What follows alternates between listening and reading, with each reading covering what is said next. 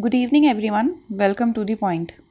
इस वीडियो में हम ये देखेंगे कि एक इकोनॉमी में गुड्स किस किस प्रकार के होते हैं, कौन से प्रकार के गुड्स पाए जाते हैं। आगे का कोई कॉन्सेप्ट समझने से पहले हम सबसे पहले बेसिक डिफरेंस समझेंगे कि गुड्स क्या होते हैं और सर्विसेज क्या होती हैं। कोई भी ऐसा ऑब्जेक्ट जिसको कंज्यूम करने से आपकी नीड या वांट सेटिस्फाई होती हो, उसको हम गुड्स कहते हैं। फॉर एन एग्जाम्पल, आपको प्यास लगी है और आपने पानी पी लिया, ठीक है। आपको भूख लगी है, आपने सैंडविच खा लिया, तो ये क्या है, आपके लिए गुड्स है। So any tangible object that satisfy your needs and wants is called goods. Similarly services एक ऐसी चीज़ है जहाँ पे किसी भी फिजिकल गुड्स का एक्सचेंज नहीं होता है। यूँ कहें तो यहाँ पे कोई भी टैंजिबल ऑब्जेक्ट एक्सचेंज नहीं होती। It is the intangible aspect of an economy.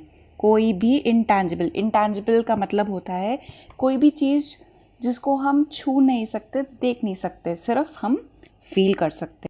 For an example, आप किसी हॉस्पिटल में जाते हैं। अब ऐसा थोड़ी ना होता है वहाँ पे कोई आपको वो कोई प्रोडक्ट दे देते हैं। वो क्या देते हैं, वो आपको सर्विसेज देते हैं।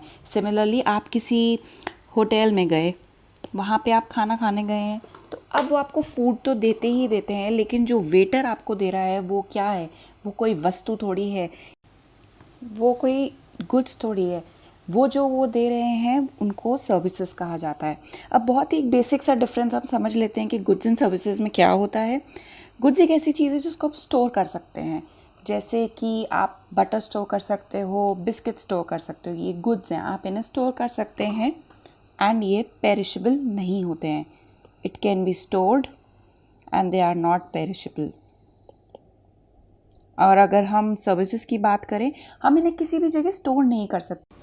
सर्विसेज को हमको उसी टाइम ही कंज्यूम करना पड़ता है। मुझे उम्मीद है कि आपको ये बेसिक डिफरेंस समझ आ गया होगा गुड्स एंड सर्विसेज के बीच में। चलिए आगे बढ़े। आइए देखते हैं गुड्स किस प्रकार के होते हैं। सबसे पहले कंज्यूमर गुड्स। ये ऐसे गुड्स हैं जो मार्केट में डायरेक्ट कंजम्पशन के लिए आए हैं। For example, shampoo, bread, butter, Coca Cola की बॉटल इत्यादि। इनका यूज़ किसी और चीज़ को प्रोड्यूस करने में नहीं किया जाता। ये जैसे ही मार्केट में आते हैं, कंज्यूमर इन्हें वहीं से खरीद के कंज्यूम कर सकता है। अब बात करते हैं कैपिटल गुड्स की। कैपिटल गुड्स ऐसे गुड्स होते हैं जिनकी सहायता से हम और प्रोडक्ट्स बनाते हैं जिनको हम कंज्यूम कर सकते हैं। जैसे कि कोई भी मशीन या बिल्डिंग, कोई भी दवाई बनाने की मशीन ले लीजिए, तो वो दवाई बनाने की मशीन तो हुई कैपिटल गुड्स, और जो दवाई बनी वो हुआ कंज्यूमर गुड्स। आई होप आपको ये डिफरेंस अच्छे से समझ आ गया होगा। आइए आगे बढ़ते हैं नेक्स्ट स्लाइड पे। नेक्स्ट स्लाइड पर अब आते हैं, इसमें है ड्यूरेबल और नॉन ड्यूरेबल गुड्स। ऐसे गुड्स जिनका यूज़ आप लंबे समय तक कर सकते हैं, जैसे कि 3 साल या उससे भी ज़्यादा, 10 साल, 15 साल, 20 साल, वो ड्यूरेबल गुड्स कहलाए जाते हैं। जैसे कि कार हो गया, रेफ्रिजरेटर हो गया, वॉशिंग मशीन हो गया, और भी बहुत सारी चीज़ें हमारे घर में होती हैं जो कि ड्यूरेबल गुड्स होती हैं। आप खुद सोचिए, एग्जाम्पल जैसे कि टीवी ले लीजिए और माइक्रोवेव ले लीजिए। आइए बात करते हैं अब नॉन ड्यूरेबल गुड्स की। ऐसे कोई भी गुड्स जो बहुत लंबे समय तक हम यूज़ नहीं कर सकते या 1 या 2 बार यूज़ करने पर ख़त्म हो जाते हैं, उन्हें नॉन ड्यूरेबल गुड्स कहा जाता है। जैसे कि आप कोल्ड ड्रिंक हो गई या फिर बिस्किट्स के पैकेट हो गए। आप ज़्यादा से ज़्यादा 1 या 2 बार में कोल्ड ड्रिंक पी लेंगे या बिस्किट्स खा लेंगे, वो आपके साथ अगले 10 साल या 3 साल या 15 साल तक नहीं रहने वाली, वो ख़राब हो जाएगी। ऐसे गुड्स को क्या कहा जाता है, non durable goods. I hope आपको ड्यूरेबल और नॉन ड्यूरेबल गुड्स अच्छे से समझ आ गए होंगे। अब चलते हैं नेक्स्ट स्लाइड पर, जो कि बात करती है finish goods and intermediate goods के बारे में। फिनिश गुड्स वो होते हैं जिनको हम एज इट इज़ यूज़ कर सकते हैं, उनकी हमें फर्दर प्रोसेसिंग की ज़रूरत नहीं होती है।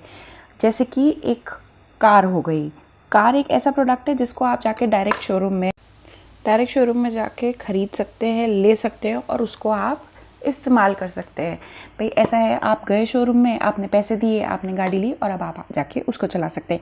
ऐसा नहीं है कि आपने पहले शोरूम से जब उसको लिया तो अब आपको आके उसके पहिए फिट करने हैं या उसके ऊपर पेंट कराना है या उसमें स्टीयरिंग लगवाना है। आप गए, आपने पैसे दिए और आप गाड़ी हुई आपकी, अब आप आराम से घूमिए उसमें। बात करते हैं इंटरमीडिएट गुड्स की। इंटरमीडिएट गुड्स ऐसे गुड्स होते हैं जिनको आगे फर्दर प्रोसेसिंग की ज़रूरत होती है। वो अपने आप में किसी भी इस्तेमाल के लायक नहीं होते हैं, वो यूजुअली किसी ना किसी फाइनल प्रोडक्ट का पार्ट बनते हैं। जैसे कि एक स्टेयरिंग। अब आपको बाज़ार में स्टेयरिंग मिले, स्टेयरिंग आपके किसी काम का नहीं है अनटिल अनलेस वो एक गाड़ी में फिट हुआ हो। हम इसको और अच्छे तरीके से समझेंगे। जैसे कि आप बाज़ार गए और वहाँ पे व्हील पड़े, व्हील माने कि पहिए। अब पहिए आपके किसी काम के नहीं है जब तक वो किसी बाइक या किसी रिक्शा या किसी गाड़ी का पार्ट नहीं बन जाते हैं। आइए एक बार अब डेफिनेशन पढ़ लेते हैं।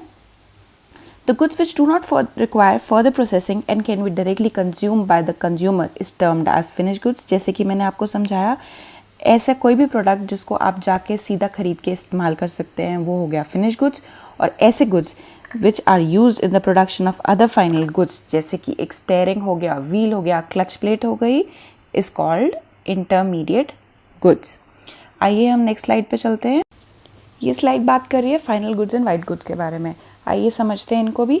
फाइनल गुड्स, जैसे कि आपको नाम से ही समझ आ रही होगी, फाइनल गुड्स मतलब जो कि फाइनल है।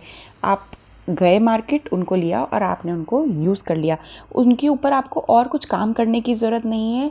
जैसे कि एक गाड़ी हो गई या कोई एक टी शर्ट हो गई या पिज़्ज़ा हो गया। वाइट गुड्स समझाने से पहले मैं आपको एक छोटी सी सजेशन देना चाहूँगी। आप आसपास की चीज़ों को ऑब्ज़र्व कीजिए। आप जितना ज़्यादा अपनी आसपास की चीज़ों को ऑब्ज़र्व करेंगे उतना ज़्यादा आप उनको समझ पाएंगे।